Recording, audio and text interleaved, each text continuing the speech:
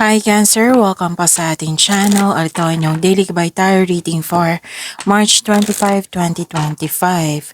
Please be reminded kung naka-resonate kayo, comment down.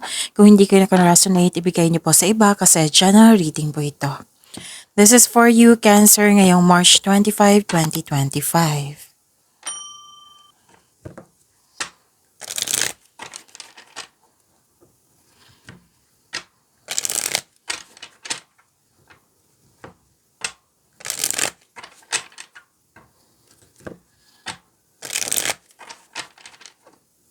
Para po ito sa iyo, Cancer, ngayong March 25, 2025.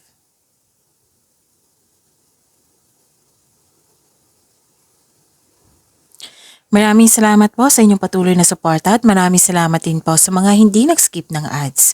Gamitin ang reading na ito bilang gabay lamang. Sa mga hindi pa nag-subscribe, subscribe na po kayo at click bell notification para malaman nyo na may bago tayong video.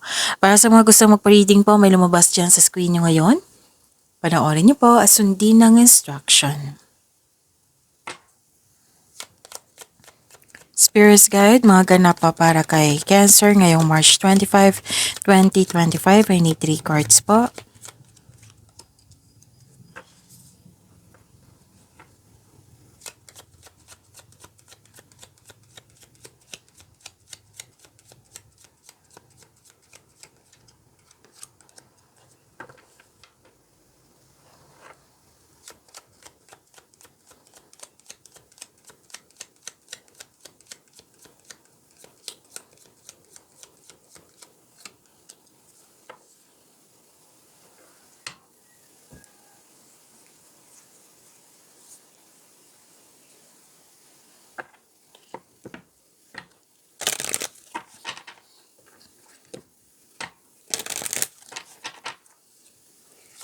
Spirit Guide, Angels, Archangels, Guardian Angels, message po para kay Cancer ngayong March 25, 2025. I need 2 cards po.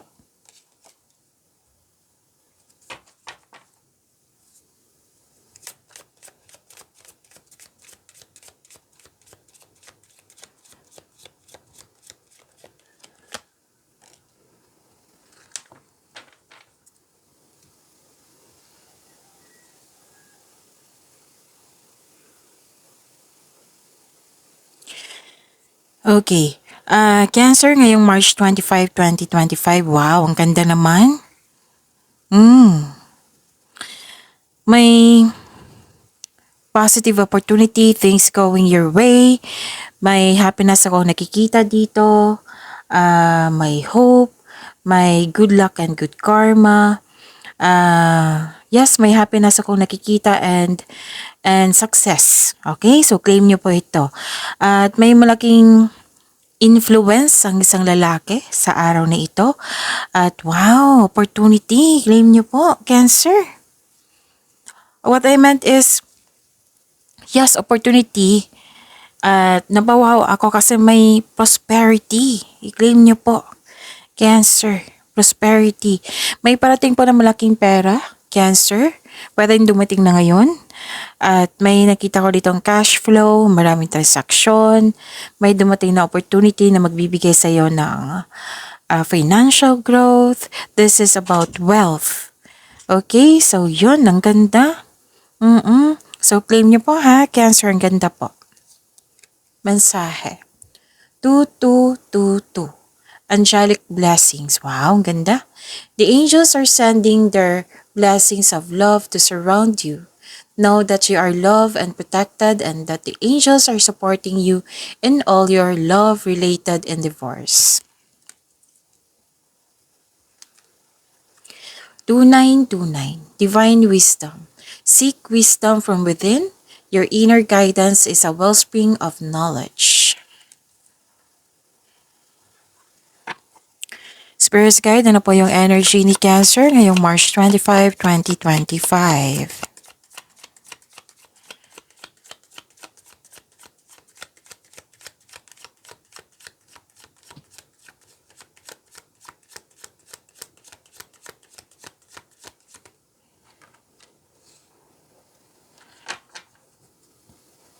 And the clarification of this card po.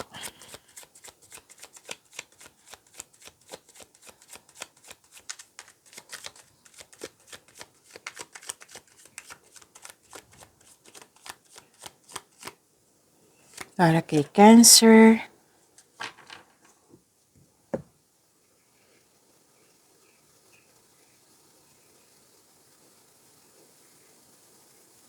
Kung may narinig kayo or may nakita kayong repeating message, meaning to say, pinupush ng cards nyo yan kasi ang lang sa inyo, hindi pa binigyan ng atensyon na kung maaari din po, bigyan nyo po na solusyon at aksyon. Remember, Cancer, at the end of the day, alam mo na ikaw lang taong may kakayahan at responsable na gumawa ng sarili mong katotohanan at kinabukasan. So, ano yung energy ni Cancer?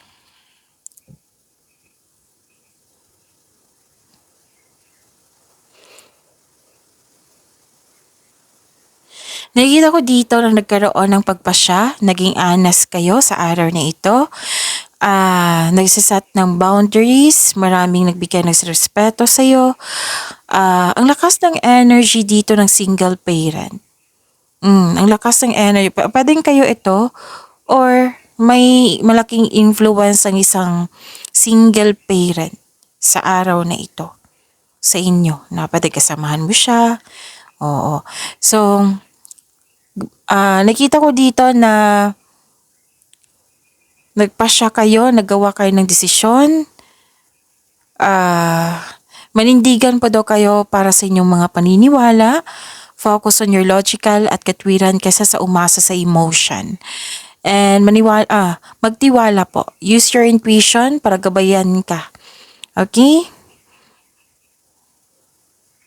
May sabi rin dito ang inyong card na humingi po daw kayo ng tulong or payo sa mentor nyo or trustworthy na pwedeng kasamahan dyan.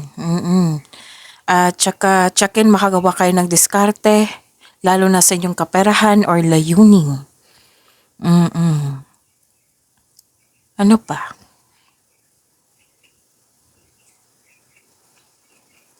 Nakita ko dito na burnout kayo. Lack of self-confidence.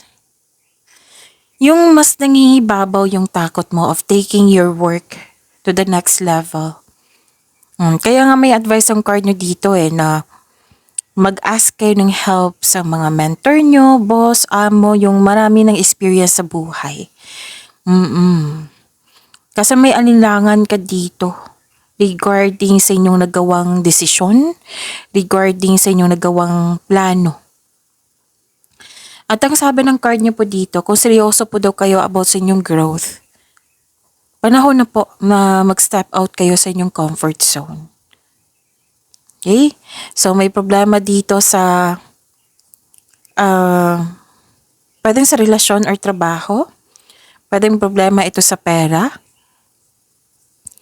May aalok ng tulong pero hindi mo siya tatanggapin. So, feeling proud ka?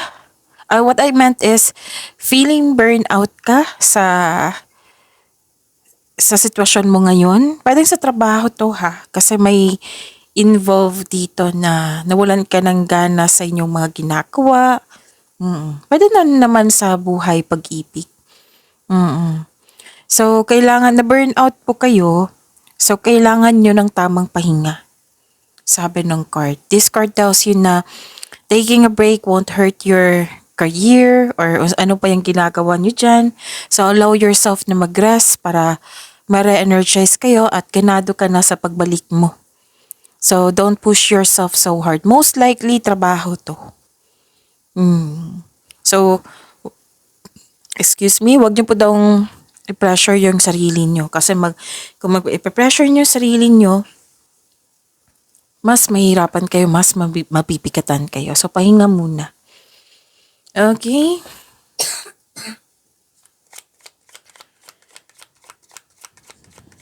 Spirits guide. Career and money po ni Cancer ngayong March 25, 2025.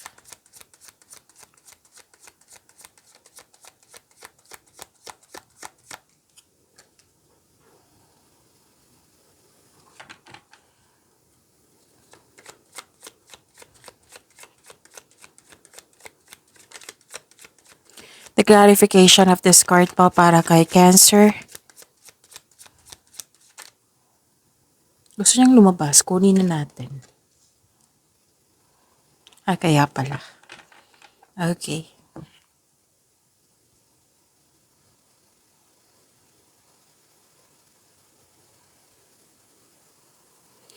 Okay. Expect na magiging busy kayo ngayong araw na ito. Maraming ginagawa, maraming iniisip. Pwedeng naging aggressive ngayong araw na ito. So, dalawang card na po mismo nagsabi dito na nanindigan kayo sa inyong paniniwala, sa inyong desisyon. So, ang pagiging mas paninindigan at nakatuon sa inyong layunin o proyekto ay magdadala ng pagbabago sa inyong trabaho. Actually, may nakita kong away dito sa inyong mga kasamahan dyan. Ihanda ang sarili na ipagtanggol ito sa anumang paraan basta nasa right path kayo. Oo, nasa kabutihan. Okay? Ang may darating na opportunity at bibigyan mo siya ng agarang aksyon o reaksyon. Na magiging productive kayo ngayong araw na ito. Let's say project ito. Magiging active ka. Sobrang maraming ginagawa ngayon kasi regarding to sa passion mo, naka-align sa inyong passion. So expect, be ready kasi dalawang card na po mismo nagsabi dito na magiging busy kayo ngayon. Yung gamit na gamit yung skills nyo ngayon, yung talino nyo, skills nyo. So this is an action. Panahon na para umaksyon kung alam mong nasa tama ka. So sumisimbolo ito ng katapangan at confidence. So this card tells you to be careful sa mga ginagawa at pinipiling desisyon. So magkinig din kayo sa inyong intuition ha, sabi po ng card. Okay? Basta may mabilis na aksyon dito, mabilisang aksyon. At nakikita ko rin dito na nagkaroon po ng long-term abundance and steady progress. So claim niyo po ito. Cancer.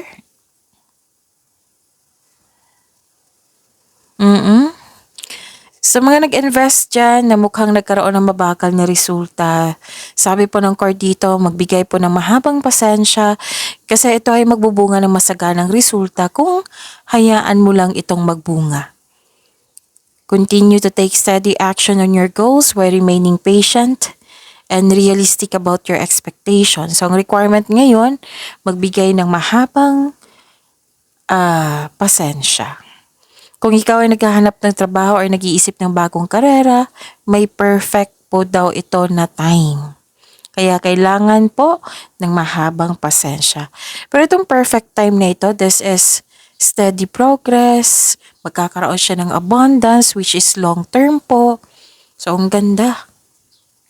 So, for now, be patient and continue to take an action.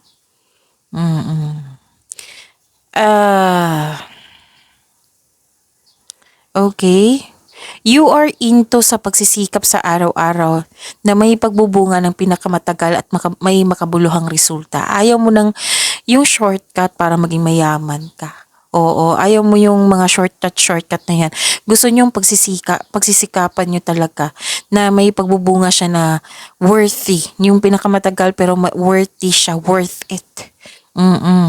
So mag-build kayo ng konkretong plano para may iwasan ang pagka-burnout po. So yun. Stability ang nakikita ko dito. Trust and stability, magtiwala. So you need to take things slow. Okay? Huwag magmadali. Kasi nakikita ko dito, aggressive, nagmamadali. Maraming ginagawa. So, yun, iwasan yung magmadali kasi ang tawag nito, baka ma-burnout kayo, mapagod kayo agad. Spirit's guide, lumabas agad. This is about your love life. Love life, self-love, partnership, and romance. And the clarification of this card po para kay Cancer.